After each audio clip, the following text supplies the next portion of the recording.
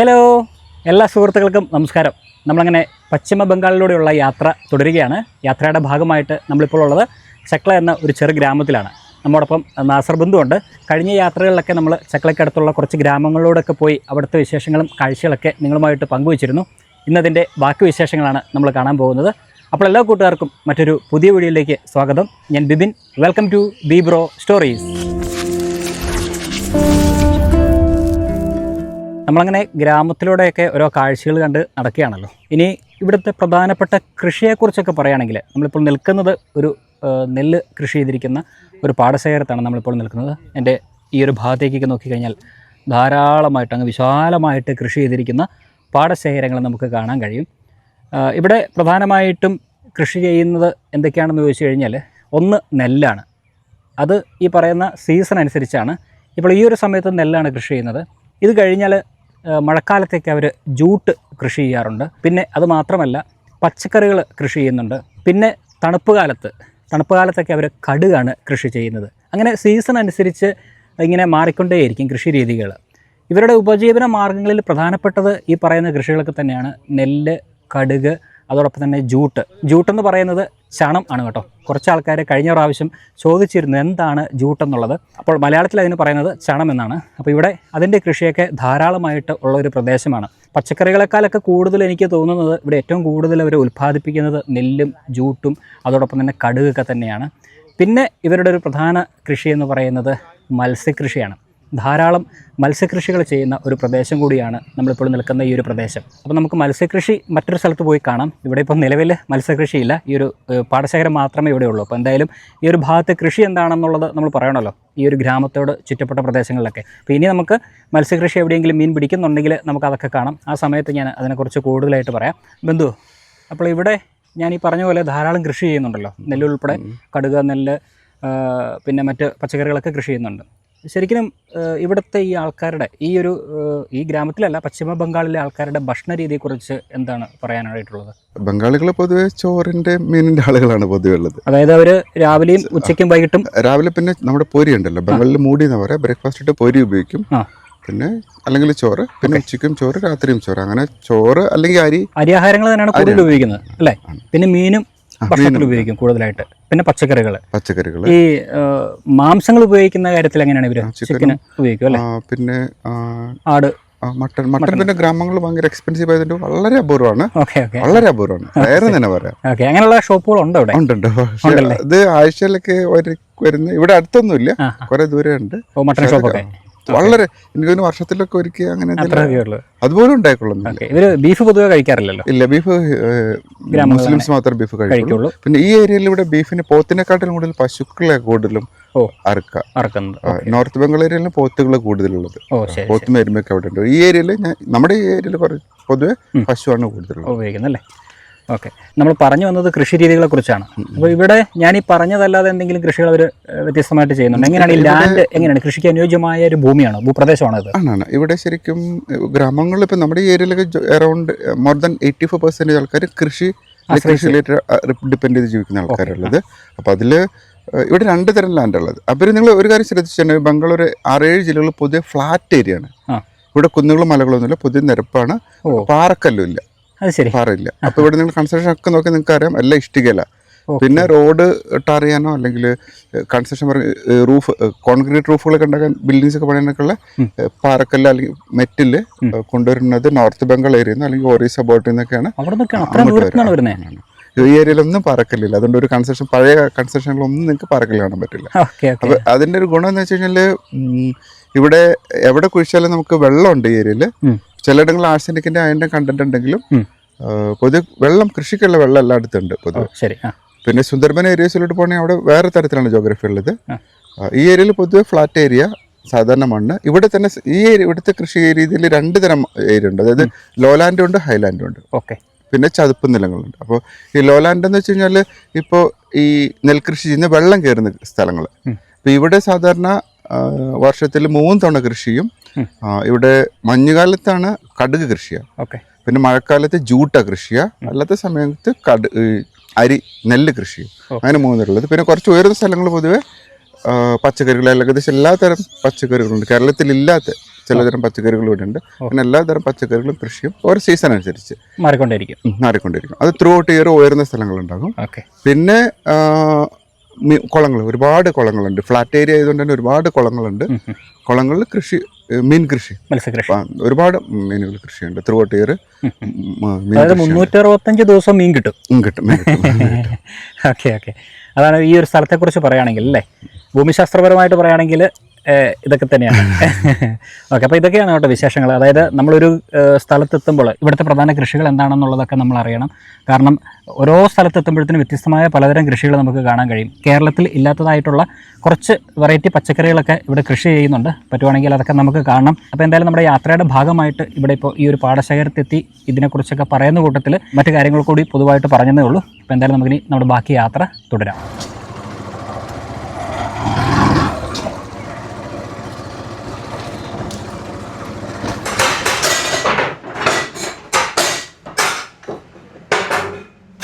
നമ്മൾ പലപ്പോഴും കേരളവും തമിഴ്നാടൊക്കെ ഒഴിച്ച് മറ്റ് സംസ്ഥാനങ്ങളിലൂടെയൊക്കെ നമ്മൾ യാത്ര ചെയ്യുമ്പം ഇങ്ങനത്തെ കപ്പ് കണ്ടിട്ടുണ്ടാവും. ഇത് ചായ കുടിക്കാൻ ഉപയോഗിക്കുന്ന കപ്പാണ്. മണ്ണുകൊണ്ട് നിർമ്മിച്ചിരിക്കുന്ന ചായ കുടിക്കാനുള്ള കപ്പാണ് ഈ കാണുന്നത്. ഇതിൻ്റെ പല ഡിസൈൻസ് ഉണ്ട്. ഇതിപ്പോൾ ചെറിയതാണ്. ഇത് ഈ ഒരു ഗ്ലാസ് നമ്മൾ ചായ കുടിക്കണമെങ്കിൽ 5 രൂപയാണ് അവർ വാങ്ങിക്കുന്നത്. അതോടൊപ്പം തന്നെ കുറച്ചുകൂടെ വലിയ കപ്പുണ്ട്, അത് വരുമ്പോഴത്തേന് 10 രൂപയാണ് വാങ്ങിക്കുന്നത്. നിങ്ങളും നമ്മളൊക്കെ യാത്ര ചെയ്യുന്ന സമയത്ത് ഇതുപോലത്തെ കപ്പിലൊക്കെ ചായ കുടിച്ചിട്ടുണ്ടാകുമെന്ന് ഞാൻ വിചാരിക്കുന്നു. ബംഗാളിൽ എവിടെ പോയാലും ഇതുപോലത്തെ കപ്പുണ്ടാകും. മിക്ക കടകളിലും ഈ ഒരു കപ്പുണ്ട്. പിന്നെ പേപ്പർ കപ്പൊക്കെ വന്നപ്പോഴത്തേന് കുറച്ചൊക്കെ ഇത് കുറഞ്ഞിട്ടുണ്ട് ഡിമാൻഡ്. എങ്കിലും കുറേ കടകളിൽ നമ്മൾ വർഷങ്ങൾ പഴക്കമുള്ള കടകളിലൊക്കെ പോയി കഴിഞ്ഞാൽ ഇത് മാത്രമേ നമുക്കവിടെ കാണാൻ കഴിയുള്ളൂ. ഇങ്ങനത്തെ കപ്പിലായിരിക്കും ചായയും കിട്ടുന്നത്. അപ്പോൾ പറഞ്ഞു വന്നത്, നമ്മളിപ്പോൾ നിൽക്കുന്നത് ഇത് നിർമ്മിക്കുന്ന ഒരു യൂണിറ്റിലാണ്. ഇവിടെ നമുക്ക് നോക്കിക്കഴിഞ്ഞാൽ കുറേ ചേട്ടന്മാരും ചേച്ചിമാരൊക്കെ ചേർന്ന് ഈ ഒരു കപ്പല്ല, ഇതുപോലത്തെ പല കപ്പുകൾ അവരുണ്ടാക്കുന്നത് നമുക്ക് കാണാൻ കഴിയും. പല ഡിസൈൻസിൽ അവരുണ്ടാക്കുന്നുണ്ട്. മാത്രമല്ല ഇതുകൊണ്ടോ, ഇതും മണ്ണുകൊണ്ട് നിർമ്മിച്ചിരിക്കുന്നതാണ്. ഇത് നമ്മുടെ നാട്ടിലൊക്കെ ഉണ്ട്. നമുക്ക് ദീപാവലി സമയത്തും അതോടൊപ്പം തന്നെ ഫംഗ്ഷൻസൊക്കെ വരുമ്പോഴത്തേനും ക്ഷേത്രങ്ങളിലൊക്കെ നമ്മൾ ദീപം തെളിയിക്കാനായിട്ട് ഉപയോഗിക്കുന്ന മണ്ണുകൊണ്ട് നിർമ്മിച്ചിരിക്കുന്ന ചിരാതാണ് ഈ കാണുന്നത്. ഇതിനകത്ത് നമ്മൾ ഓയിൽ ഒഴിച്ചതിന് ശേഷം തിരി, ഒന്നെങ്കിൽ തുണി കൊണ്ടുള്ള തിരിയോ മറ്റെന്തെങ്കിലുമൊക്കെ ഉപയോഗിച്ച് ദീപം തെളിയിക്കാറുണ്ട്. അതിന് ഉപയോഗിക്കുന്ന ചെറിയ മണ്ണുകൊണ്ട് നിർമ്മിച്ചിരിക്കുന്ന ഒരു പ്രോഡക്റ്റാണ് ഈ കാണുന്നത്. ഇതുപോലത്തെ ഒരുപാട് സാധനങ്ങൾ ഇവിടെ നിർമ്മിക്കുന്നുണ്ട്. ചായക്കപ്പ് മാത്രമല്ല, ഇതൊക്കെ ചായക്കപ്പാണ്. ഇവിടെ ഇരിക്കുന്നത് കണ്ടോ, ഇത് ഒരു ഡിസൈനിൽ നിർമ്മിച്ചിരിക്കുന്ന ചായക്കപ്പാണ്. കണ്ടോ, പല ഡിസൈൻസുകളൊക്കെ നമുക്ക് കാണാൻ കഴിയും. ഇതുപോലെ പല ഡിസൈനിൽ ഇവിടെ കപ്പുകൾ നിർമ്മിക്കുന്നുണ്ട്. നമുക്കിനി അത് കാണാം. എന്തായാലും ഇങ്ങനെ ബാസ്ക്കറ്റിൽ ഇങ്ങനെ നിറച്ചവർ വെച്ചിരിക്കുകയാണ്. ഇതിൻ്റെ ഒരു നിർമ്മാണ രീതി നമുക്കൊന്ന് കാണാം. ഇതിൻ്റെ ആദ്യത്തെ പ്രൊസീജിയർ ആരംഭിക്കുന്നത് ഇവിടെ നിന്നാണ്. ഇവിടെ ഈ കാണുന്നത് ഓരോ കട്ടകളാണ് കേട്ടോ. കട്ടകൾ മീൻസ് മഡാണ്, ചെളി ഇങ്ങനെ കട്ടയുടെ രൂപത്തിൽ അല്ലെങ്കിൽ അതിൻ്റെ ഒരു ആകൃതിയിൽ ഉണ്ടാക്കി ഇവിടെ അടുക്കി വെച്ചിരിക്കുകയാണ്. നമ്മൾ ചോദിച്ചു ഇതിനകത്ത് എന്തെങ്കിലും ചേർക്കുന്നുണ്ടോയെന്ന്. അപ്പോൾ അദ്ദേഹം പറഞ്ഞു ഇതിനകത്തൊന്നും ചേർക്കുന്നില്ല, ചെളി മാത്രമേ ഉള്ളൂ. കട്ടയുടെ രൂപത്തിൽ ഇങ്ങനെ ഉണ്ടാക്കി അടുക്കി വെച്ചിരിക്കുകയാണ്. ഇത് പുറത്തുനിന്ന് വാങ്ങിക്കുന്നതാണ്. എന്തായാലും ഇങ്ങനെ ഭദ്രമായിട്ട് അവർ അടുക്കി വെച്ചിരിക്കുന്നു. ഇനി അടുത്ത പരിപാടി എന്താണെന്ന് വെച്ച് കഴിഞ്ഞാൽ, ഈ ഒരു ഭാഗത്തേക്ക് വന്നു കഴിയുമ്പോഴത്തേന് നമുക്ക് ഇതുണ്ടോ, ഇവിടെ ഒരു മെഷീൻ കാണാൻ പറ്റും. ഈ മെഷീനിൽ നമ്മളവിടെ കണ്ട ആ ചെളി, ആ കട്ടയുടെ രൂപത്തിലുള്ള ചെളി കൊണ്ടുവന്നതിന് ശേഷം ഈ ഒരു ഭാഗത്ത് വെച്ചിട്ട് ഇതിങ്ങനെ കറക്കും. ഇത് കറക്കി അത് പൊടിച്ച് ഗ്രൈൻഡ് ചെയ്തിട്ട് അത് പൊടിയായിട്ട് മാറ്റുന്നുണ്ട്. അതിന് വേണ്ടിയിട്ടുള്ള ഇലക്ട്രിക്കൽ മെഷീനാണ് ഈ കാണുന്നത്. ഇത് ഓണാക്കുമ്പോഴത്തേനും ഇത് പൊടിക്കാനുള്ള സംവിധാനം ഇതിനകത്തുണ്ട്. അതിങ്ങനെ പൊടിയായതിനു ശേഷം ഈ ഒരു ഭാഗത്തേക്ക് വന്ന് വീഴും. ആ കട്ട പൊടിഞ്ഞ് ചെറിയ ചെറിയ പൊടികളായിട്ട് ഈ ഒരു ഭാഗത്തേക്ക് വന്ന് വീഴും. അതിനുശേഷം അടുത്ത പരിപാടി എന്ന് പറയുന്നതാണ് നമ്മൾ ഇങ്ങോട്ട് വന്നു കഴിയുമ്പോൾ കാണുന്നത്. ഇവിടെ കുറേ ആൾക്കാർ നിന്ന് ഓരോ ഗ്ലാസ്സുകളും അല്ലെങ്കിൽ മറ്റ് ഉൽപ്പന്നങ്ങളൊക്കെ ഉണ്ടാക്കുന്നത് നമുക്ക് കാണാൻ കഴിയും. നേരത്തെ പറഞ്ഞതുപോലെ ചിരാതൊക്കെ ഉണ്ടാക്കുന്നത് നമുക്ക് ഇവിടെ കാണാൻ കഴിയും. അതിനൊക്കെ ഓരോ അച്ചാണ് കേട്ടോ, ഓരോ അച്ചിലിട്ടിട്ടാണ് അവരിത് നിർമ്മിക്കുന്നത്. ഇവിടെ ഒരു ചേച്ചി വളരെ സ്പീഡിൽ, വളരെ വേഗത്തിൽ നമുക്ക് നോക്കിക്കഴിഞ്ഞാൽ ഗ്ലാസ്സാണ് അവരുണ്ടാക്കിക്കൊണ്ടിരിക്കുന്നത്. ഇപ്പോൾ നമ്മളവിടെ കണ്ടത് ആ പൊടിച്ച ആ മണ്ണ് അല്ലെങ്കിൽ ആ ഒരു ചെളി ഇവിടെ കൊണ്ടുവന്നൊരു പാത്രത്തിൽ വെച്ചിരിക്കുകയാണ്. ഈ പാത്രത്തിൽ നിന്ന് അവർ വാരിയെടുത്തതിന് ശേഷം ആ ഒരു അച്ചിലേക്ക് ഇട്ടതിന് ശേഷം കണ്ടോ, ഇത് വെച്ചിങ്ങനെ കറക്കി പ്രസ് ചെയ്തിട്ട് ഒരു ഗ്ലാസ് രൂപത്തിൽ അത് ഉണ്ടാക്കിയെടുക്കുകയാണ് ചെയ്യുന്നത്. അപ്പോൾ ഇതിനകത്ത് നമുക്കറിയാൻ കഴിഞ്ഞത് കുറച്ച് ഓയിൽ ചേർക്കുന്നുണ്ട്. ഓയിൽ എന്ന് പറഞ്ഞു കഴിഞ്ഞാൽ കരിയോയിലാണ് അവർ അതിനകത്ത് ഉപയോഗിക്കുന്നത്. കാരണം അതിങ്ങനെ പശയായതുകൊണ്ട് ഈ മണ്ണിന് ചെറിയ പശപ്പുണ്ട്. അപ്പോൾ ഈ പശപ്പ് വന്ന് അത് ഒട്ടിപ്പിടിക്കാതിരിക്കാൻ വേണ്ടിയിട്ട് ചെറിയ രീതിയിൽ ഓയിൽ അവർ അതിനകത്ത് ചേർക്കുന്നുണ്ട്. അപ്പോൾ ഓയിലും കൂടെ ചേർത്ത് ചെയ്യുന്നതുകൊണ്ടാണ് വളരെ ഈസി ആയിട്ട് അതിങ്ങനെ കണ്ടോ ഉയർത്തിയെടുത്തു കഴിഞ്ഞാൽ ഇതുപോലെ നിർമ്മിച്ച് ആ ഒരു ഭാഗത്തേക്ക് മാറ്റി വെക്കാനായിട്ട് സാധിക്കുള്ളൂ. ഇതുപോലെ പല ഭാഗത്തായിട്ട് അവരിങ്ങനെ ഗ്ലാസ്സുകൾ നിർമ്മിക്കുന്നുണ്ട്. അതൊരു ഡിസൈനിൽ ഒരു ഗ്ലാസ് നിർമ്മിക്കുന്നു. ഇതും ആ ഒരു ഡിസൈനിൽ തന്നെയാണ് നിർമ്മിക്കുന്നത്. പക്ഷേ ഇങ്ങോട്ട് വന്നു കഴിയുമ്പോഴത്തേക്കും നമുക്ക് കാണാൻ കഴിയുന്നത് ഒരു വലിയ ചിരാത്, ഞാൻ പറഞ്ഞല്ലോ ദീപമൊക്കെ കത്തിക്കുന്ന ആ ഒരു ചിരാത് ഇവിടെ നിർമ്മിക്കുന്നത് നമുക്ക് കാണാൻ കഴിയും. അതിൻ്റെ അച്ചും കാര്യങ്ങളൊക്കെയാണ് നമുക്കിവിടെ കാണാൻ കഴിയുക. അതിന് വേണ്ടിയിട്ട് നിർമ്മിക്കുന്ന ഒരു യൂണിറ്റാണ് ഇത്. ഇവിടെയും പലതരത്തിലുള്ള യൂണിറ്റുകൾ നമുക്ക് കാണാം. ഇതൊക്കെ ഓരോ മെഷീൻ ആണ്. ഇതൊക്കെ പല യൂണിറ്റുകളാണ്. ഇതിപ്പം ഗ്ലാസിൻ്റെ യൂണിറ്റാണ്. ഇത് ഗ്ലാസ് നിർമ്മിക്കാൻ ഉപയോഗിക്കുന്നതാണ്. എന്നാൽ ഈ ഒരു ഭാഗത്ത് നമ്മൾ കാണുന്നത് ചെറിയ ചിരാത്, നമ്മൾ ആദ്യമേ കണ്ടിരുന്നു, ചെറിയ ചിരാത് ഉപയോഗിക്കാനായിട്ട് നിർമ്മിക്കുന്ന ഒരു അച്ചാണ്. അതാ ഈ ഒരു ഭാഗത്ത് അവർ നിർമ്മിച്ച് ഇട്ടിട്ടുണ്ട് കണ്ടോ, ഈ ഒരു ഇത്. അപ്പോൾ ഇതൊക്കെ നിർമ്മിക്കുന്ന ഇതുപോലത്തെ ചെറിയ ചെറിയ മെഷീൻ ഉപയോഗിച്ചിട്ടാണ് അവർ നിർമ്മിക്കുന്നത്. ഞാൻ പറഞ്ഞതുപോലെ കണ്ടോ, ഓയിലിൻ്റെ ഒരു മയമൊക്കെ നമുക്ക് കാണാം കണ്ടോ. അപ്പോൾ ഓയിലും കൂടെ ചേർത്ത് മിക്സ് ചെയ്തിട്ടാണ് ഇത് നിർമ്മിച്ചെടുക്കുന്നത്. ഇതാണ് നമ്മൾ ആ കണ്ട പൊടി കണ്ടോ. ഈ ഒരു പൊടി ഉപയോഗിച്ചിട്ടാണ് ഈ ഗ്ലാസും ഈ ചിരാതൊക്കെ നിർമ്മിക്കുന്നത്. അങ്ങനെ ഇതൊക്കെ നിർമ്മിച്ചതിന് ശേഷം അടുത്ത പ്രൊസീജിയർ എന്താണെന്ന് വെച്ച് കഴിഞ്ഞാൽ അതാ കറക്റ്റായിട്ട് നമുക്ക് നോക്കിക്കഴിഞ്ഞാൽ കാണാം. ഓയിൽ ഇതാ ഇവിടെ ഉണ്ടോ കേട്ടോ, കരിയോയിൽ കണ്ടോ. ഈ ഒരു ഓയിലാണ് ഇതിനകത്ത് ഉപയോഗിക്കുന്നത്. അപ്പോൾ എന്തായാലും ഇത് നിർമ്മിച്ചതിന് ശേഷം ഈ പറയുന്ന രീതിയിൽ ഇവിടെ നിന്ന് ഗ്ലാസ് അല്ലെങ്കിൽ ഈ ചിരാത് നിർമ്മിച്ചതിന് ശേഷം ദാ ഈ ഒരു ഭാഗത്തേക്ക് വന്നു കഴിഞ്ഞാൽ ധാരാളം നിർമ്മിച്ചിരിക്കുന്ന പ്രോഡക്റ്റുകൾ, അതായത് നമ്മുടെ ചായക്കപ്പും ചിരാതും ചെറുതും വലുതുമായിട്ടുള്ള ചായക്കപ്പുകളൊക്കെ നമുക്ക് ധാരാളം കാണാം. അതിങ്ങനെ ഓരോ സ്ഥലത്ത് ഇങ്ങനെ അടിക്കടിക്ക് വെച്ചിരിക്കുകയാണ്. മാത്രമല്ല ഈ ഒരു ഭാഗത്ത് കൂട്ടിയിട്ടിരിക്കുന്നത് നമുക്ക് കാണാൻ കഴിയും. അടുത്ത പരിപാടി എന്ന് പറഞ്ഞു കഴിഞ്ഞാൽ വേറെ പ്രത്യേകിച്ചൊന്നുമില്ല. ഇത് ഉണങ്ങാനായിട്ട് വെച്ചിരിക്കുകയാണ്. ജസ്റ്റ് ഒന്ന് വെയിൽ കൊണ്ട് ഉണക്കിയതിന് ശേഷം ചൂളയിലേക്ക് വെക്കും. ചൂളയിൽ വെച്ച് ഉണക്കിയെങ്കിൽ മാത്രമേ നമ്മൾ നേരത്തെ കണ്ട ആ ഒരു ചുവപ്പ് കളറ് ചായക്കപ്പ് അല്ലെങ്കിൽ ആ ഒരു ചിരാത് നമുക്ക് കിട്ടുകയുള്ളൂ. അപ്പോൾ ചൂളയിൽ വെച്ച് എന്ത് സാധനം ഉണക്കിയെങ്കിൽ മാത്രമേ ആ ഒരു കളറിലേക്ക് മാറുകയുള്ളൂ, അല്ലെങ്കിൽ ഈ ഒരു കളറായിരിക്കും. പിന്നെ മാത്രമല്ല ചൂളയിൽ വെച്ച് ഉണക്കുന്നതിൻ്റെ മറ്റൊരു പ്രത്യേകത എന്ന് വെച്ച് കഴിഞ്ഞാൽ അത് കുറച്ചുകൂടി സ്ട്രോങ് ആവുകയും ചെയ്യും. അങ്ങനെ രണ്ട് കാര്യങ്ങൾ പ്രധാനമായിട്ടുണ്ട്.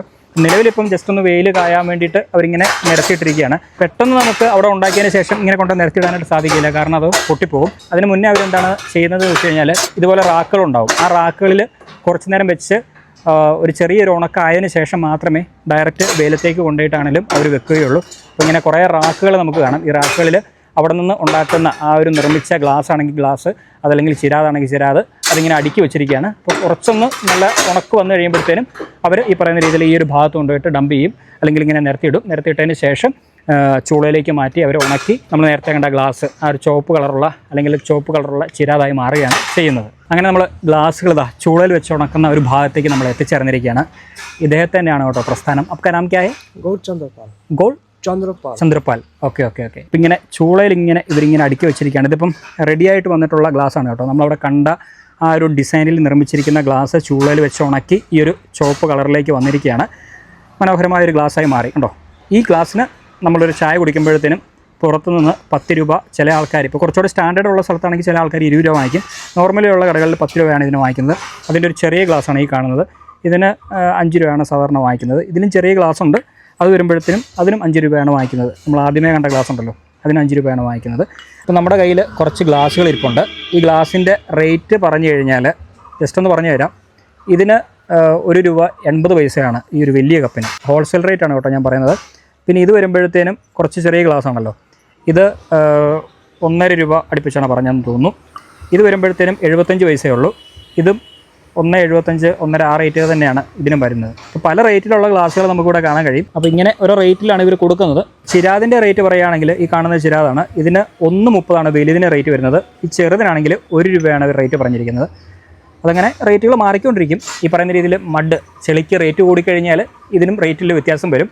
ഇവർക്ക് കിട്ടുന്ന റേറ്റ് ആ സമയത്ത് എത്രയാണോ അതനുസരിച്ചായിരിക്കും ചിലപ്പം ഇവിടുത്തെ റേറ്റ് മാറിക്കൊണ്ടിരിക്കുന്നത്. എന്തായാലും ഇപ്പോഴത്തെ റേറ്റ് എന്ന് പറയുന്നത് 1.30 1 രൂപയാണ് ഈ ചിരാതിന്. ചായക്കപ്പിൻ്റെ റേറ്റ് ഞാൻ പറഞ്ഞല്ലോ. അപ്പോൾ ഈ കാണുന്ന രീതിയിൽ ചൂളയിൽ വെച്ച് ഉണക്കിയെടുക്കാനായിട്ട് എത്ര ദിവസം വേണമെന്ന് ചോദിച്ചു കഴിഞ്ഞാൽ ഉണക്കിയെടുക്കാനായിട്ട് 1 ദിവസം മതി. പക്ഷേ ഉണക്കാനായിട്ട് ഈ ചൂളയിൽ ഈ ഗ്ലാസ്സുകൾ ഇതുപോലെ അടുക്കി മുകളിലേക്ക് പൊക്കി സെറ്റ് ചെയ്ത് വരണമെങ്കിൽ 1 അല്ലെങ്കിൽ 1.5 ദിവസം വേണ്ടി വരുമെന്നാണ് പറഞ്ഞത്. അതിനുശേഷം 1 ദിവസം ചൂളയിൽ വെച്ച് ഉണക്കും. പിന്നീട് അടുത്ത ദിവസം ഇത് മുഴുവനും ചൂളയെല്ലാം റിമൂവ് ചെയ്തിട്ട് അവിടെ നിന്ന് ഈ പ്രോഡക്റ്റ് ഓരോന്നെടുത്ത് മാറ്റി പല സ്ഥലങ്ങളിലേക്ക് അടുക്കാനായിട്ടും 1 ദിവസം വേണം. അങ്ങനെ കുറച്ച് പണികളുണ്ട് മൊത്തത്തിൽ പറഞ്ഞു കഴിഞ്ഞാൽ. നിർമ്മിക്കാനായിട്ടും അതോടൊപ്പം തന്നെ ചൂളയിൽ വെച്ച് ഉണക്കി ഇത് ഇതുപോലെ ബോക്സിലാക്കി അടുക്കി വെച്ച് പല ദേശങ്ങളിലേക്ക് എത്തിക്കണമെങ്കിൽ കുറേ പണികളുണ്ട്. നമ്മൾ കാണുമ്പം വളരെ ഈസി ആയിട്ട് തോന്നും, അല്ലെങ്കിൽ പറയുമ്പോഴൊക്കെ വളരെ ഈസി ആയിട്ട് തോന്നുമെങ്കിലും ഒരുപാട് ആൾക്കാരുടെ അധ്വാന ഫലമായിട്ടാണ് ഇതുപോലെ ചെറിയൊരു വിളക്കാണെങ്കിലും അല്ലെങ്കിൽ ഈ പറയുന്ന ചായക്കപ്പുകളൊക്കെ ആണെങ്കിലും അവർ നിർമ്മിക്കുന്നത്.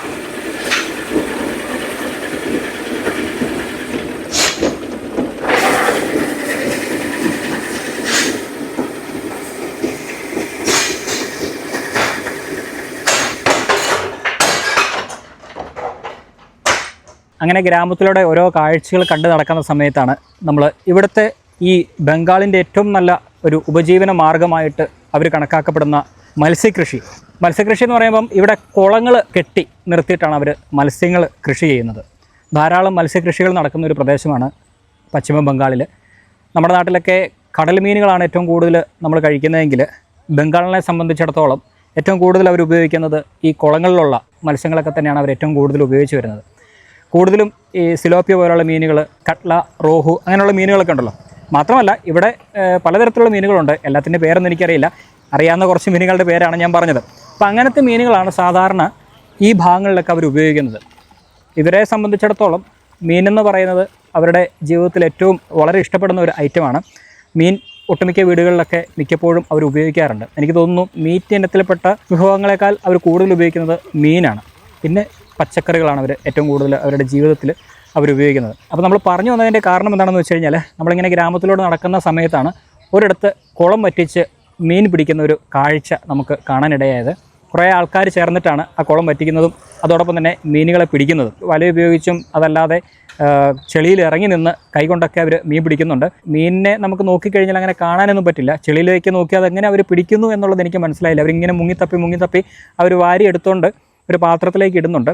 പിന്നെ മറ്റൊരു കാര്യം കൂടെ ശ്രദ്ധയിൽപ്പെട്ടത്, ഞാൻ ബന്ധുവിനോട് ചോദിച്ചപ്പോൾ അദ്ദേഹം പറഞ്ഞത്, ഈ മീനുകളെ അവർ ജീവനോടെയാണ് പല സ്ഥലങ്ങളിലേക്ക് കൊണ്ടുപോകുന്നത്. ഇത് ചത്തു കഴിഞ്ഞാൽ അവർ കഴിക്കാനായിട്ട് സാധ്യത കുറവാണ്. ഇനി ചത്ത മീനുകൾ അവർ മേടിച്ചാൽ തന്നെയും വളരെ വില കുറച്ചിട്ടാണ് ആ മീനുകൾ അവർക്ക് വിൽക്കാനായിട്ട് സാധിക്കുള്ളൂ. മേടിക്കുന്ന ആൾക്കാർ വളരെ വില കുറച്ചേ ആ മീനുകൾ വാങ്ങിക്കുള്ളൂ. അപ്പോൾ ജീവനോടെ വെള്ളത്തിലിട്ടാണ് ഇവിടെ സൈക്കിളിലാണെങ്കിലും അല്ലെങ്കിൽ മറ്റു വാഹനങ്ങളിലാണെങ്കിലും ഓരോ ദേശങ്ങളിലേക്ക് മീനുകളായിട്ട് ഈ മീൻ വിൽക്കുന്ന ആൾക്കാർ പോകുന്നത്. നമ്മുടെ നാട്ടിലൊക്കെ അറിയാമല്ലോ, ചത്ത മീനുകളെയാണ് നമുക്ക് കിട്ടുന്നത്. അത് നമ്മൾ വാങ്ങിക്കുകയാണ് ചെയ്യുന്നത്, കടൽ മത്സ്യങ്ങളൊക്കെ. എന്നാൽ ഇവിടെ അങ്ങനെയല്ല. ജീവനോടെ ഉണ്ടെങ്കിൽ മാത്രമേ അവർ കൂടുതലും മീനുകൾ വാങ്ങിച്ച് അവരവരുടെ വീടുകളിൽ കൊണ്ടുപോയിട്ട് അവർ കറി വെച്ച് ഉപയോഗിക്കുകയുള്ളൂ. പിന്നെ ടേസ്റ്റിൻ്റെ കാര്യം പറഞ്ഞു കഴിഞ്ഞാൽ നമ്മുടെ നാട്ടിൽ വെക്കുന്ന മീൻ കറിയൊന്നും അല്ല ഇവിടെ വെക്കുന്നത്. അവരുടേതായ തനതായിട്ടുള്ള അവരുടെ സ്റ്റൈലിലുള്ള മീൻ കറി ആയിരിക്കും അവർ വെക്കുക. ചില ആൾക്കാരൊക്കെ ചിന്തിക്കുന്നുണ്ടായിരിക്കും ചേറ് ചൊവ്വ ഈ പറയുന്ന ഇങ്ങനെയുള്ള മത്സ്യങ്ങൾക്കുണ്ടാകില്ലെന്ന്. ഞാനിവിടെ വന്ന് 1-2 സ്ഥലങ്ങളിലൊക്കെ പോയി ഭക്ഷണം കഴിച്ചിരുന്നു. പ്രത്യേകിച്ച് നാസർ ബന്ധുവിൻ്റെ കൂടെ പോയിട്ട് 1-2 വീടുകളിലൊക്കെ പോയി ഭക്ഷണം കഴിച്ചിരുന്നു. അവിടെയൊന്നും നമുക്ക് ആ ഒരു ഫീൽ ഉണ്ടായില്ല കേട്ടോ. വളരെ വൃത്തിയായിട്ട് തന്നെയാണ് അവരത് വെട്ടി കഴുകി വൃത്തിയാക്കിയാണ് ഭക്ഷണം പാചകം ചെയ്ത് നമുക്ക് തന്നത്. അതുകൊണ്ട് എനിക്ക് അങ്ങനെ ഒരു ബുദ്ധിമുട്ട് ഇതുവരെയായിട്ടും ഉണ്ടായിട്ടില്ല. ചില ദേശങ്ങളിലൊക്കെ പോയപ്പോൾ അങ്ങനെ സംഭവിച്ചിട്ടുണ്ട്. മറ്റ് സംസ്ഥാനങ്ങളായിട്ടുള്ള ആന്ധ്ര, ഒഡീഷ എന്നീ സ്ഥലങ്ങളിലൊക്കെ പോയപ്പോൾ ചെറിയ ചെറുചൊവ്വയൊക്കെ എനിക്ക് കിട്ടിയിട്ടുണ്ട്. പക്ഷേ ബംഗാളിൽ വന്നു കഴിഞ്ഞാൽ ഞാനിപ്പം സമീപകാലത്ത് 1-2 സ്ഥലങ്ങളിലൊക്കെ പോയി കഴിച്ചിട്ട് എനിക്ക് ആ ഒരു ബുദ്ധിമുട്ടുണ്ടായിട്ടില്ല എന്ന് വേണമെങ്കിൽ പറയാനായിട്ട് സാധിക്കും. അപ്പോൾ എന്തായാലും ഇവിടെ ഇപ്പോൾ മത്സ്യബന്ധനവുമായി ബന്ധപ്പെട്ട് വളരെ വേഗത്തിൽ തന്നെ മീൻപിടുത്തവും കാര്യങ്ങളൊക്കെ ഇങ്ങനെ നടന്നുകൊണ്ടിരിക്കുകയാണ്.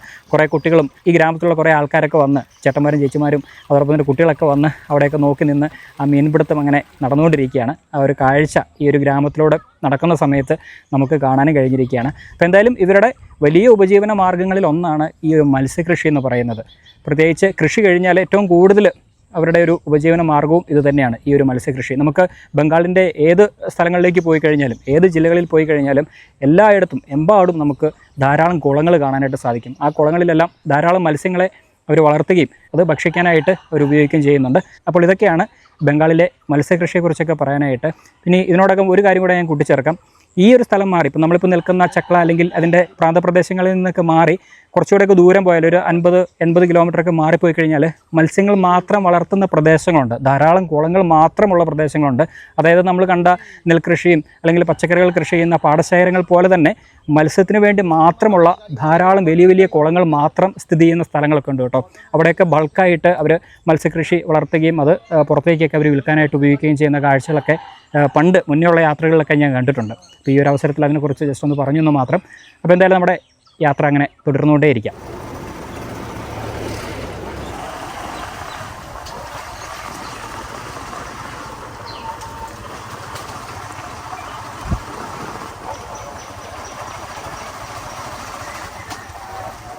അങ്ങനെ കുറച്ചുകൂടെയൊക്കെ യാത്ര ചെയ്ത് നമ്മൾ മറ്റൊരു ഗ്രാമത്തിലേക്ക് എത്തിച്ചേർന്നിരിക്കുകയാണ് കേട്ടോ. നാസർ ബന്ധു ഇവിടെ ഒരു ചെറിയ വീട് ഈ ഒരു ഗ്രാമത്തിൽ ഒരാൾക്ക് പണിത് കൊടുക്കുന്നുണ്ട്. നമ്മുടെ കേരളത്തിൽ നിന്നുള്ള കുറച്ച് സുഹൃത്തുക്കളൊക്കെ ചേർന്ന് അദ്ദേഹത്തിന് ക്യാഷ് കൊടുത്ത് ഇവിടെ ഈ ഒരു ഗ്രാമത്തിൽ പാവപ്പെട്ട ഒരാൾക്ക് അവർ വീട് പണിത് കൊടുക്കുകയാണ്.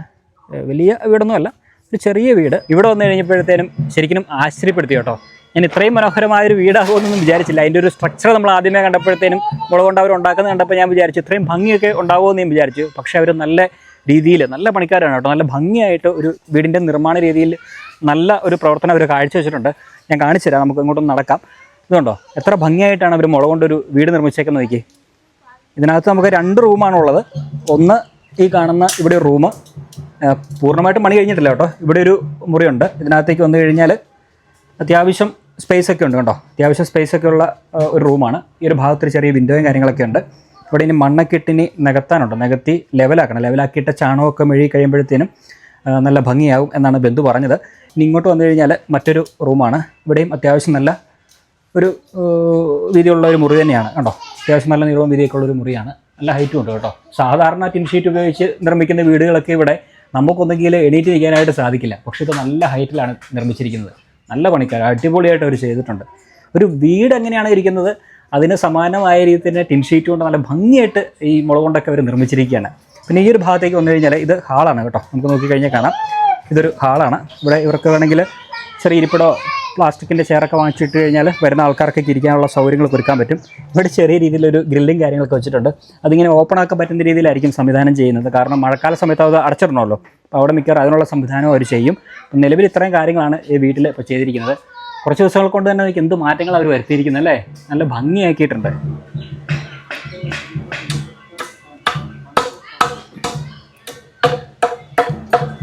നമ്മളങ്ങനെ മറ്റൊരു കൃഷി സ്ഥലത്തേക്ക് എത്തിച്ചേർന്നിരിക്കുകയാണ് കേട്ടോ. ഇവിടെ ധാരാളമായിട്ട് പച്ചക്കറികൾ കൃഷി ചെയ്തിട്ടുണ്ട്. ഒരു ഭാഗത്തായിട്ട് നെൽകൃഷി നമുക്ക് കാണാം. നെൽകൃഷിയാണ് നമ്മൾ മുന്നേ കണ്ടത്. അപ്പോൾ അതിനുശേഷമാണ് കുറച്ചുകൂടിയൊക്കെ മുന്നോട്ട് വന്നു കഴിഞ്ഞപ്പോഴത്തേനും ഇവിടെ വളരെ വ്യാപകമായിട്ട് ഒരു പച്ചക്കറി കൃഷി ചെയ്തിരിക്കുന്നു. ഇതിൻ്റെ പേര് ബംഗാളിൽ പൊട്ടൽ എന്നാണ്.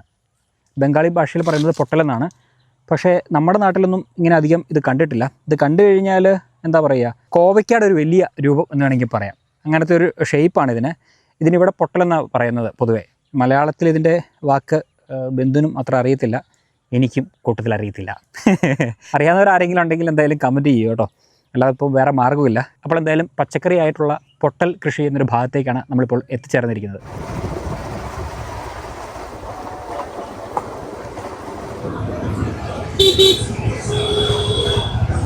അങ്ങനെ നമ്മൾ മെഡിക്കൽ സ്റ്റോറിൽ വന്ന് ഒരു ORS വാങ്ങിച്ചിരിക്കുകയാണ്. ORS മാത്രമല്ല, ഇത് എനർജി ഡ്രിങ്കും കൂടി എന്ന് എഴുതിയിട്ടുണ്ട്. ഈ കാണുന്നത് അമൃതാജൻ കമ്പനിയുടെയാണ്. നമ്മൾ ആക്ച്വലി ഇത് വാങ്ങിക്കാൻ വേണ്ടി ഇവിടെ വന്നതല്ല. സംഭവം എന്താണെന്ന് വെച്ച് കഴിഞ്ഞാൽ ഇതുപോലത്തെ മെഡിക്കൽ സ്റ്റോറുകൾ ഒരുപാട് സ്ഥലങ്ങളിലായിട്ട് പ്രവർത്തിക്കുന്നുണ്ട്. ഇതിൻ്റെ ഒരു പ്രത്യേകത എന്താണെന്ന് വെച്ച് കഴിഞ്ഞാൽ ഇതൊരു മെഡിക്കൽ സ്റ്റോർ മാത്രമല്ല, ഇവിടെ ഒരു ഡോക്ടർ ഉണ്ടാവും. തദ്ദേശികളായ കുറേ ആൾക്കാർ ഇവിടെ വന്ന് ചികിത്സ തേടാറുണ്ട്. പക്ഷേ അതിനുള്ള ഒരു വിദ്യാഭ്യാസ യോഗ്യതകളൊന്നും ഇവർക്കുണ്ടാകില്ല. ഇവിടെ അടുത്തൊന്നും ഈ പറയുന്ന രീതിയിൽ മറ്റ് ക്ലിനിക്കുകളൊന്നുമില്ല. സർക്കാരിൻ്റേതായിട്ടുള്ള ഫെസിലിറ്റീസുള്ള ഹോസ്പിറ്റലുകളൊന്നും ഇവിടെ അടുത്തൊന്നുമില്ല. 50 കിലോമീറ്റർ അപ്പുറമൊക്കെ പോകണം. അപ്പോൾ അങ്ങനെയുള്ള സാഹചര്യങ്ങളിലൊക്കെ ഇവിടെ വന്ന് ഈ മെഡിക്കൽ സ്റ്റോറിൽ വന്ന് ഗുളികയൊക്കെ വാങ്ങിച്ച് അവർ ഉപയോഗിക്കുന്നത്. അപ്പോൾ ഇതിൻ്റെ ഒരു പ്രത്യേകത എന്താണെന്ന് വെച്ച് കഴിഞ്ഞാൽ ചില സ്ഥലങ്ങളിലൊക്കെ ഒട്ടും വിദ്യാഭ്യാസം ഇല്ലാത്ത ആൾക്കാരൊക്കെ ആയിരിക്കും അവിടുത്തെ ഡോക്ടർമാർ. 2ാം ക്ലാസ് വിദ്യാഭ്യാസമുള്ള ആൾക്കാർ, വിദ്യാഭ്യാസമേ ഇല്ലാത്ത ആൾക്കാർ, പിന്നെ 10ാം ക്ലാസ് പാസ്സായ ആൾക്കാർ, പിന്നെ അല്പം വിദ്യാഭ്യാസമുള്ള ആൾക്കാർ ഉള്ള സ്ഥലങ്ങളുണ്ട് കേട്ടോ, ഇല്ലെന്നല്ല.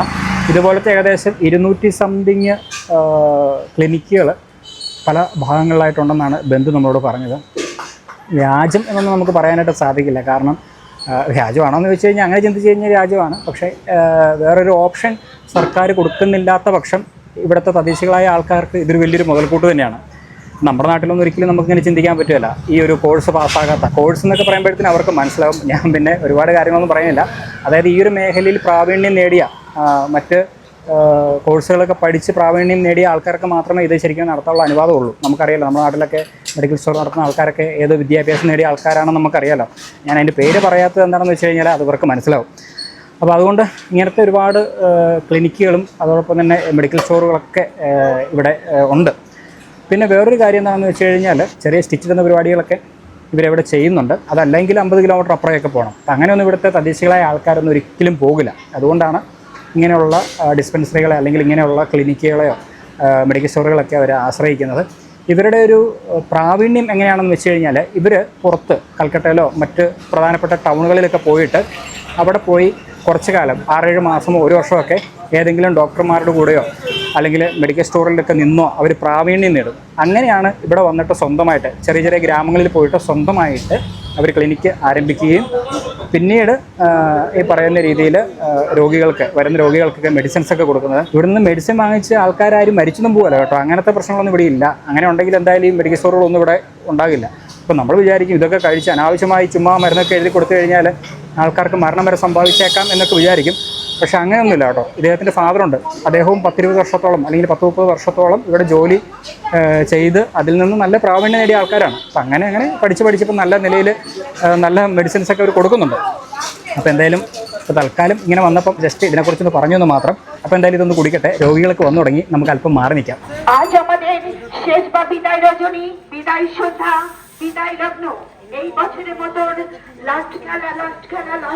നമ്മളങ്ങനെ ഹരിങ്കുളം എന്ന ഒരു ഗ്രാമത്തിലേക്ക് എത്തിച്ചേർന്നിരിക്കുകയാണ്.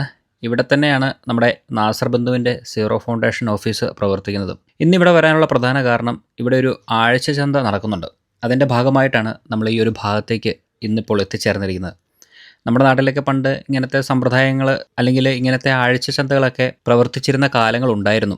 ഇപ്പോൾ അങ്ങനെ അധികം കാണാനില്ല. പിന്നെയും കാണാനുള്ളത് മാട്ടുചന്തകളൊക്കെ നമ്മുടെ നാട്ടിൽ പ്രവർത്തിച്ച് വരുന്നുണ്ട്. അതായത് ആഴ്ചയിൽ അത് പ്രവർത്തിക്കുന്നുണ്ട്. ഉദാഹരണമായിട്ട് പറഞ്ഞു കഴിഞ്ഞാൽ വാണിയംകുളം പോലെയുള്ള സ്ഥലങ്ങളിൽ മാട്ടുചന്തകൾ ആഴ്ചയിൽ പ്രവർത്തിച്ച് വരുന്നുണ്ട്. അതെനിക്ക് തോന്നുന്നത് വ്യാഴാഴ്ച ദിവസമാണെന്നാണ് എൻ്റെ ഒരു ധാരണ. എന്തായാലും നമ്മളിപ്പോൾ എത്തിച്ചേർന്നിരിക്കുന്ന ഈ ഒരു ഗ്രാമത്തിൽ ഇന്നാണ് ഇവിടുത്തെ ആഴ്ച ചന്ത പ്രവർത്തിക്കുന്നത്. അതിൻ്റെ കാഴ്ചകളാണ് നമ്മളിന്ന് കാണാനായിട്ട് പോകുന്നത്. ആദ്യമേ തന്നെ നമ്മളിപ്പോൾ എത്തിച്ചേർന്നിരിക്കുന്ന ഈ ഒരു ചെറിയ കട കണ്ടോ? കട എന്ന് നമുക്ക് പറയാനായിട്ട് സാധിക്കില്ല. ഒരു ടാർപോളിൻ ഷീറ്റ് കൊണ്ട് നിർമ്മിച്ചിരിക്കുന്ന ഒരു ഷെഡിനുള്ളിൽ പ്രവർത്തിക്കുന്ന കുറച്ച് പലഹാരങ്ങളൊക്കെ വിൽക്കുന്ന ഒരു ചെറിയ എണ്ണപ്പലഹാര കട എന്ന് വേണമെങ്കിൽ പറയാം. അപ്പോൾ ഇവിടെ പലഹാരങ്ങൾ ഉണ്ടാക്കുന്ന കാഴ്ചയാണ് നമുക്ക് കാണാൻ കഴിയുക. പലതരത്തിലുള്ള പലഹാരങ്ങൾ ഇദ്ദേഹം ഇവിടെ ഇരുന്ന് എണ്ണയിൽ ഉണ്ടാക്കുന്നുണ്ട്. അതിലൊരു ഭാഗത്ത് മുളക് ബജ്ജി പോലെ ഒരു ബജ്ജി നമുക്ക് കാണാൻ സാധിക്കും. എന്നാൽ അത് മുളക് ബജ്ജിയല്ല, അത് വഴുതനങ്ങ ബജ്ജിയാണ്. പിന്നെ അടുത്തതായിട്ട് നമുക്ക് കാണാൻ കഴിയുന്നത് സവോള കൊണ്ടുണ്ടാക്കിയിരിക്കുന്ന ഒരു പലഹാരമാണ്.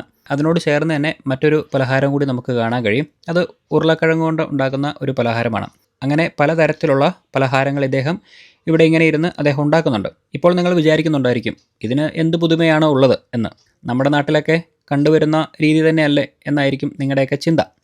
അത് ശരിയാണ്, നമ്മുടെ നാട്ടിലൊക്കെ കണ്ടുവരുന്ന രീതിയിൽ തന്നെയാണ് ഇദ്ദേഹം ഇവിടെ ഇരുന്ന് ഈ പലഹാരങ്ങളൊക്കെ ഉണ്ടാക്കിക്കൊണ്ടിരിക്കുന്നത്. എന്നാൽ ഇതിൻ്റെ ഒരു വ്യത്യാസം എന്താണെന്ന് ചോദിച്ചു കഴിഞ്ഞാൽ, അല്ലെങ്കിൽ ഒരു വിചിത്രമായ കാര്യം എന്താണെന്ന് വെച്ച് കഴിഞ്ഞാൽ, ഇദ്ദേഹം ഈ മഞ്ഞപ്പൊടിക്ക് പകരം ഈ പലഹാരങ്ങൾക്ക് മഞ്ഞ കളർ നല്ല രീതിയിൽ കിട്ടാനായിട്ട് അദ്ദേഹം ചെയ്യുന്നത്, അദ്ദേഹത്തിൻ്റെ കയ്യിൽ ഒരു പാക്കറ്റുണ്ട്. ഈ പാക്കറ്റാണ് അദ്ദേഹം ഉപയോഗിക്കുന്നത്. ഇനി വിചിത്രമായ കാര്യം എന്താണെന്ന് വെച്ച് കഴിഞ്ഞാൽ, ഈ പാക്കറ്റിനാണ് വിചിത്രമായൊരു കാര്യമുള്ളത്. അതെന്താണെന്നുള്ളത് ഞാൻ പിന്നീട് വഴിയേ പറയാം. എന്തായാലും സമാനമായിട്ട് ഇതുപോലത്തെ ഒരു പാക്കറ്റ് അടുത്ത കടയിൽ നിന്ന് നമ്മൾ ഒരെണ്ണം വാങ്ങിച്ചിട്ടുണ്ട്. ഇതിനെക്കുറിച്ച് വിശദമായിട്ട് ഞാൻ പിന്നീട് പറഞ്ഞു തരാം. എന്തായാലും നമുക്കിനി ഈ മാർക്കറ്റിലൂടെ നടന്ന് ഈ ആഴ്ച ചന്തയിലെ മറ്റ് കാഴ്ചകൾ കാണാം. അങ്ങനെ ഈ ചന്തയിൽ വന്നു കഴിഞ്ഞാൽ പലതരത്തിലുള്ള പച്ചക്കറികളും മത്സ്യമാംസങ്ങളും ഇവിടെ വിൽക്കുന്നുണ്ട്.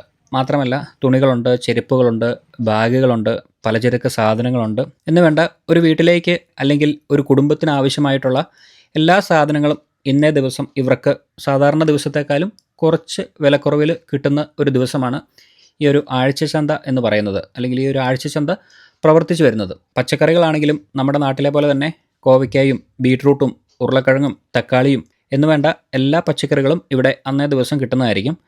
മാത്രമല്ല നമ്മുടെ നാട്ടിൽ അധികം കണ്ടുവരാത്ത പച്ചക്കറികളും ഇവിടെ നമുക്ക് കാണാൻ കഴിയും.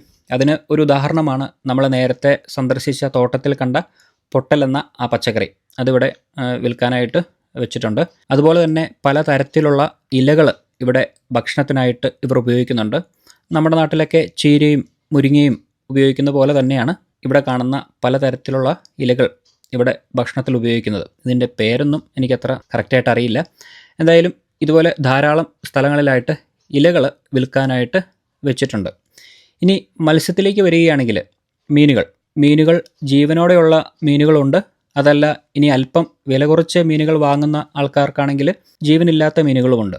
മീൻ വിൽക്കുന്ന ഭാഗത്ത് കുറച്ച് ആൾക്കാർ ഇരുന്ന് വെട്ടി വൃത്തിയാക്കി കൊടുക്കുന്ന കാഴ്ചകളും നമുക്ക് ഈ ആഴ്ച ചന്തയിൽ കാണാൻ കഴിയും. ഏറ്റവും കൂടുതൽ ഈ ചന്തയിൽ തിരക്കുള്ള സ്ഥലവും ഇവിടെ തന്നെയാണ്. ഞാൻ നേരത്തെ സൂചിപ്പിച്ചിരുന്നു, മീനുകൾ ഭക്ഷണത്തിൽ ധാരാളം ഉപയോഗിക്കുന്ന ആൾക്കാരാണ് ബംഗാളിലുള്ളവർ. കുളത്തിൽ വളരുന്ന മീനുകളാണ് അല്ലെങ്കിൽ ഇവർ വളർത്തുന്ന മീനുകളാണ് കൂടുതലും ഇവരുടെ ഭക്ഷണത്തിൽ ഉൾപ്പെടുത്തുക. പിന്നെ മാംസങ്ങളായിട്ട് പ്രധാനമായിട്ടും നമുക്ക് കാണാൻ കഴിയുന്നത് ചിക്കനാണ്. ഇവിടെ കൂടുതൽ ഉപയോഗിക്കുക മറ്റ് റെഡ് മീറ്റുകൾ ഉപയോഗിക്കുന്നതിനേക്കാളും ചിക്കനാണ് പിന്നെയും അധികമായിട്ട് ഉപയോഗിക്കുക. മറ്റ് റെഡ് മീറ്റുകൾ ഇവിടെ അങ്ങനെ അധികം ഉപയോഗിക്കാറില്ല. മാത്രമല്ല ചിക്കനേക്കാളൊക്കെ വിലയും കൂടുതലാണ്. അതുകൊണ്ട് തന്നെ സാധാരണക്കാരനെ സംബന്ധിച്ചിടത്തോളം അത്രയും വില കൊടുത്ത് ഒന്നും വാങ്ങിച്ച് എല്ലാ മാംസവും അവർ വാങ്ങിച്ച് കഴിക്കാറില്ല. പിന്നെയും അല്പം വില കുറച്ച് കിട്ടുന്നത് ആയിട്ടുള്ളത് ചിക്കൻ തന്നെയാണ്. ചിക്കൻ എന്ന് പറയുമ്പോൾ ഒരു ചിക്കൻ മുഴുവൻ വാങ്ങിച്ച് അവർ വീട്ടിൽ കൊണ്ടുപോയിട്ട് പാചകം ചെയ്യുകയല്ല ചെയ്യുന്നത്, മറിച്ച് 100 മുതൽ 500 ഗ്രാം വരെയൊക്കെയാണ് ഇവിടുത്തെ ആൾക്കാർ വാങ്ങിക്കുക. സാമ്പത്തികം തന്നെയാണ് അതിനുള്ള പ്രധാന കാരണം. 100 ഗ്രാം ചിക്കൻ വാങ്ങിയിട്ട് അതിൻ്റെ കൂടെ കൂടുതലും ഉരുളക്കിഴങ്ങ് ചേർത്ത് ചിക്കൻ കറി ഗ്രേവി പോലെ ഉണ്ടാക്കിയിട്ടാണ് അവർ ചോറിൻ്റെ കൂടെ കഴിക്കുന്നത്. ഇങ്ങനെ കറി വെച്ച് കഴിഞ്ഞാൽ ചിക്കനേക്കാളും കൂടുതൽ നമുക്ക് കാണാൻ കഴിയുക അതിൽ ഉരുളക്കിഴങ്ങ് തന്നെയായിരിക്കും. ഇതൊക്കെയാണ് ഇവിടുത്തെ ഈ ഗ്രാമങ്ങളിലെ വീടുകളിൽ വെക്കുന്ന ചിക്കൻ കറിയെക്കുറിച്ച് പറഞ്ഞു കഴിഞ്ഞാൽ. അങ്ങനെ എന്തായാലും പലതരത്തിലുള്ള സാധനങ്ങളൊക്കെ ഈ ഒരു ആഴ്ചച്ചന്തയിൽ വിൽക്കുന്നുണ്ട്. ഇനി നമ്മൾ ഈ കാണുന്ന കാഴ്ച, ഇതിനെക്കുറിച്ച് നമ്മൾ കഴിഞ്ഞ ദിവസം പറഞ്ഞിരുന്നു. ഇവിടെ ഈ കാണുന്ന കുടത്തിൽ വിൽക്കാൻ വെച്ചിരിക്കുന്ന ഒരു പാനീയം, ഇത് കള്ളല്ല. ആദ്യമേ നമ്മൾ കാണുമ്പോൾ വിചാരിക്കും ഇത് കള്ളോ അല്ലെങ്കിൽ ഏതെങ്കിലും ലഹരി പാനീയമായിരിക്കുമെന്ന്. എന്നാൽ അതല്ല.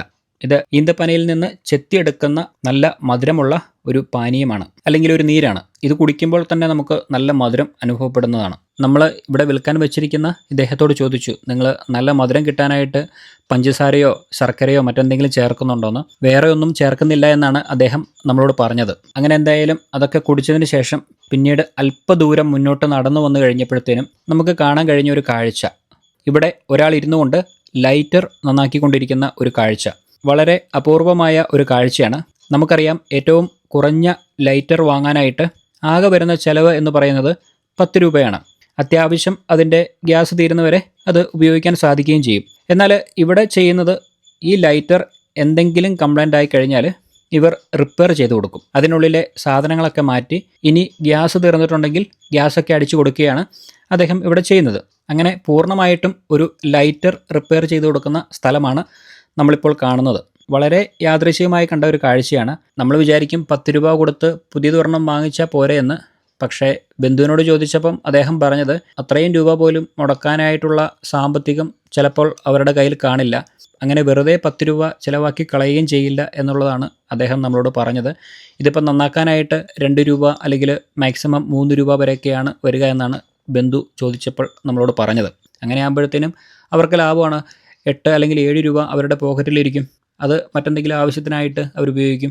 ഇവിടുത്തെ ആൾക്കാരെ സംബന്ധിച്ചിടത്തോളം, സാമ്പത്തികമായിട്ട് പിന്നോക്ക അവസ്ഥയിൽ നിൽക്കുന്ന ആൾക്കാരെ സംബന്ധിച്ചിടത്തോളം അവർക്ക് 10 രൂപ എന്ന് പറയുന്നത് ഒരു വലിയ വില തന്നെയാണ്. അത് ശരിക്കും ഇതുപോലുള്ള ഗ്രാമങ്ങളിലൊക്കെ വന്നു കഴിയുമ്പോൾ നമുക്ക് മനസ്സിലാകും. അങ്ങനെ ആഴ്ച ചന്തയിലൂടെ ഓരോ കാഴ്ചകളൊക്കെ കണ്ടു നടക്കുന്ന സമയത്ത് ബന്ധു പറഞ്ഞു, നമുക്കൊരു ചായ കുടിച്ചാലോ എന്ന്. ചായ കുടിച്ചിട്ട് തിരിച്ചു പോകാമെന്ന് അദ്ദേഹം പറയുകയാണ്. അങ്ങനെ ഒരു ചായക്കടയിലേക്ക് നമ്മൾ ഇപ്പോൾ എത്തിച്ചേർന്നിരിക്കുകയാണ്. വളരെ പഴക്കം ചെന്ന ഒരു ചായക്കട.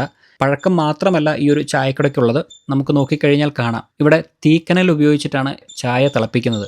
നമ്മുടെ നാട്ടിലൊന്നും ഇങ്ങനത്തെ കാഴ്ചകൾ ഇപ്പോൾ അങ്ങനെ അധികം കാണാനായിട്ട് സാധ്യതയില്ല. ഇനി ഉണ്ടെങ്കിൽ തന്നെയും വളരെ വിരളമായ കാഴ്ചയായിരിക്കും.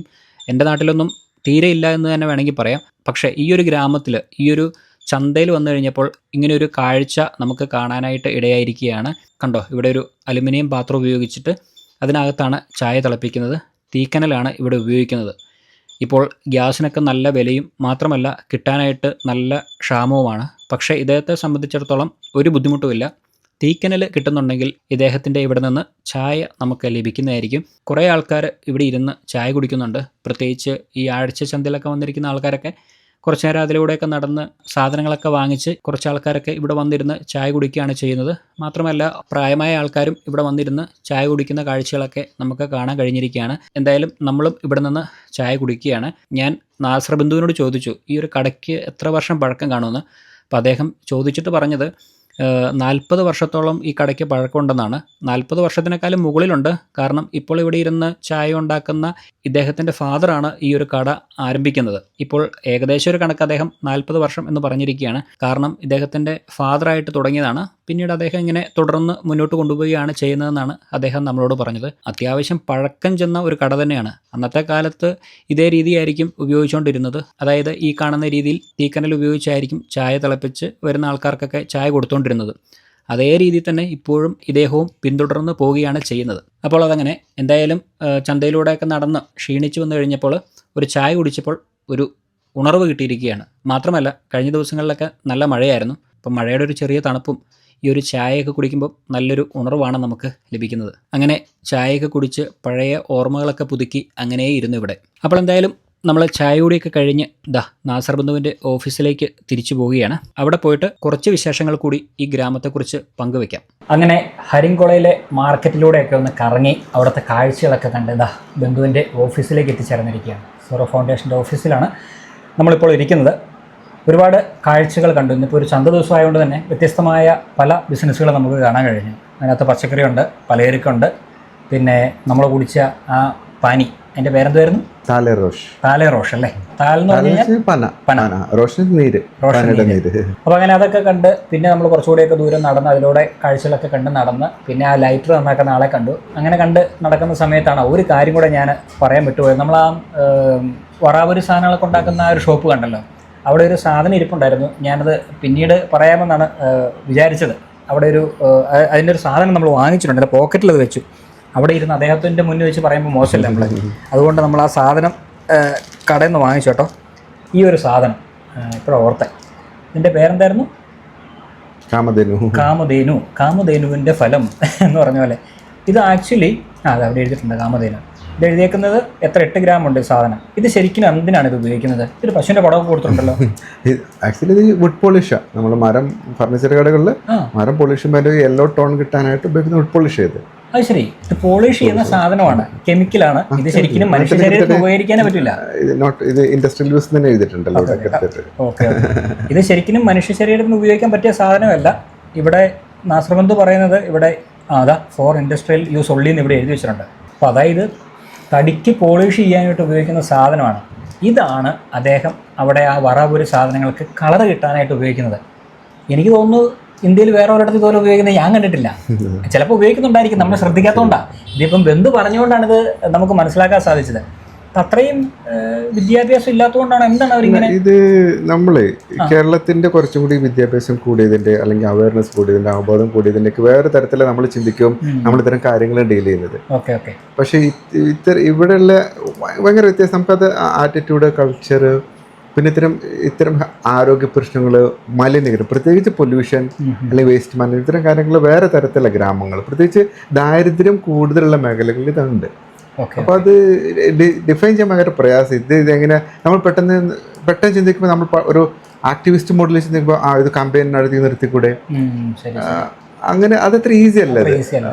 ഇവർക്കത് പ്രശ്നമാണെന്ന് ഫീൽ ചെയ്യും, അവർക്ക് സ്വയം മാറാൻ തീരുമാനിക്കുകയും. ഇവിടെ ഇപ്പോൾ പുകവലി അല്ലെങ്കിൽ ഖൈനി, ഈ പുകയിൽ ഉപയോഗിക്കുന്നത്, പുകയിൽ വളരെ ക്യാഷ്വൽ. ഇവിടെ ഇപ്പൊ കുട്ടികൾക്ക് നമ്മൾ മിഠായി വാങ്ങിച്ചു കൊടുക്കുന്നതിലൂടെ കുട്ടികളെ മുറുക്കാൻ പഠിപ്പിക്കും.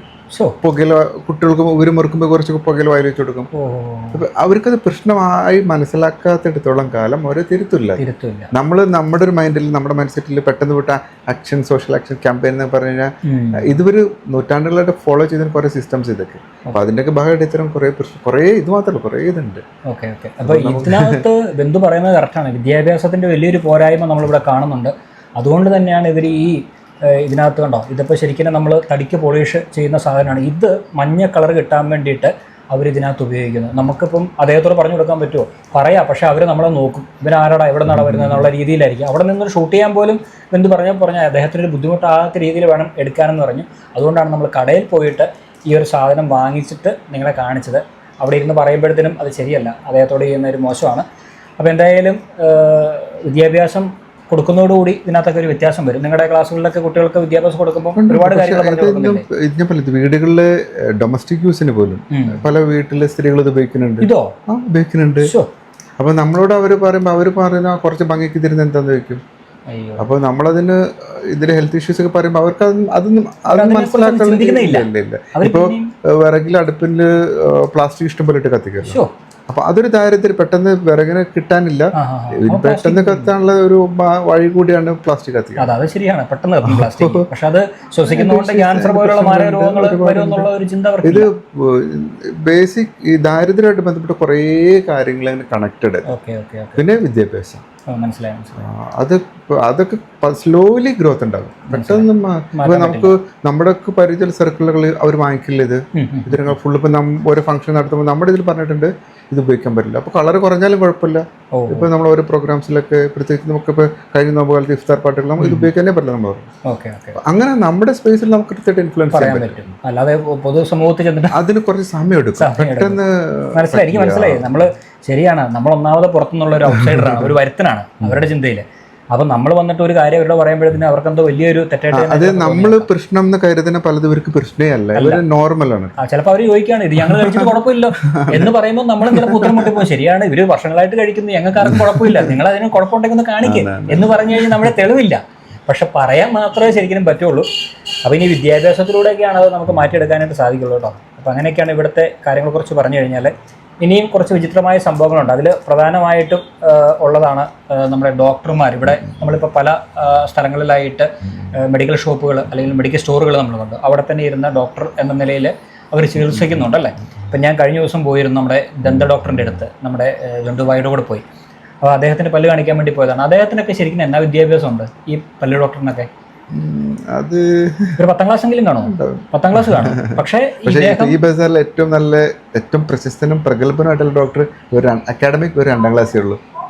പക്ഷെ അദ്ദേഹത്തിനാണ് ഇവിടുത്തെ ഏറ്റവും കൂടുതൽ പേഷ്യൻസ് ഉള്ളത്.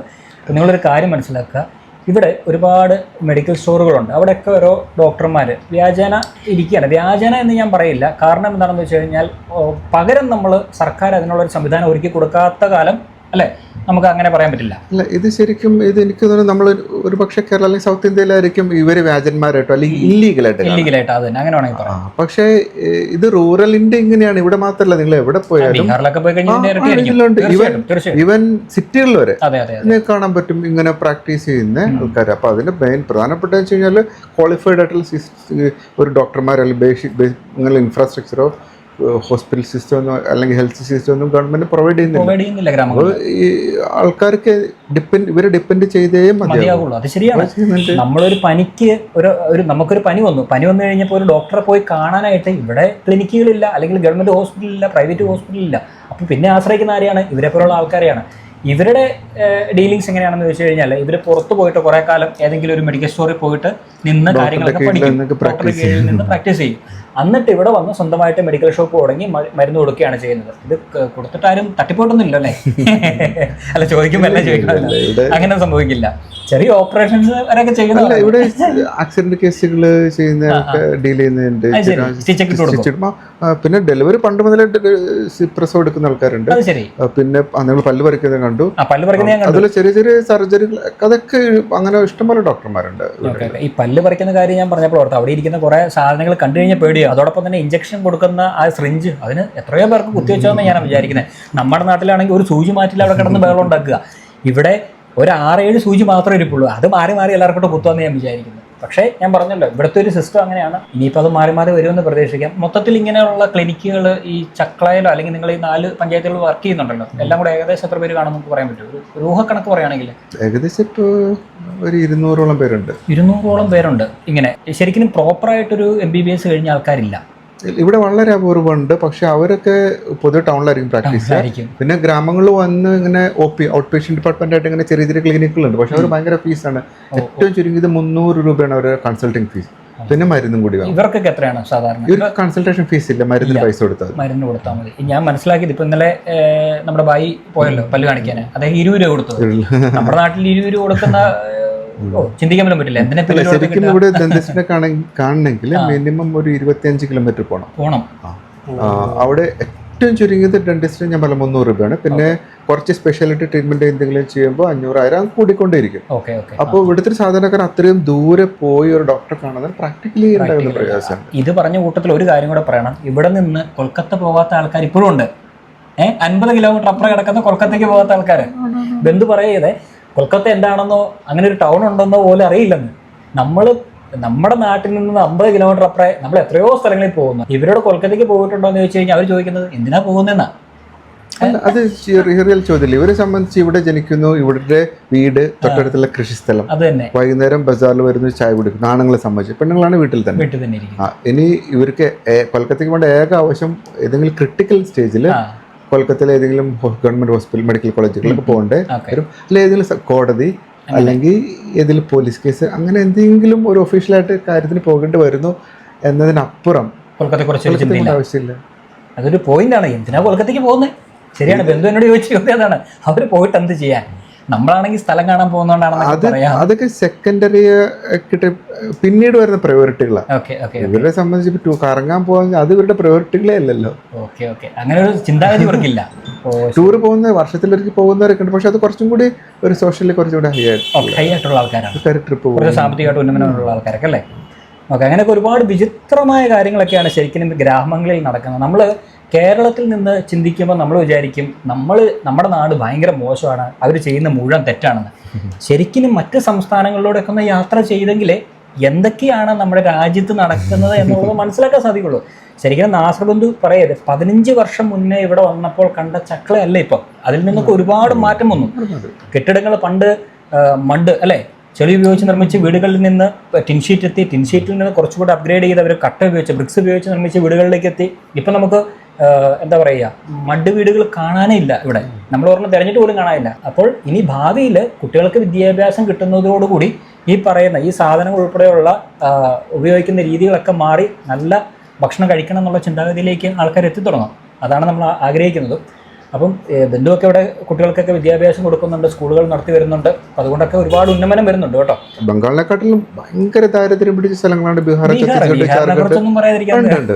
അപ്പൊ ശരിക്കും അവിടെയൊക്കെ അതാണ്, അതും കൂടിയാണ് ഇന്ത്യ. ഇന്ത്യ എന്ന് പറയുമ്പോൾ അതും കൂടിയാണ്.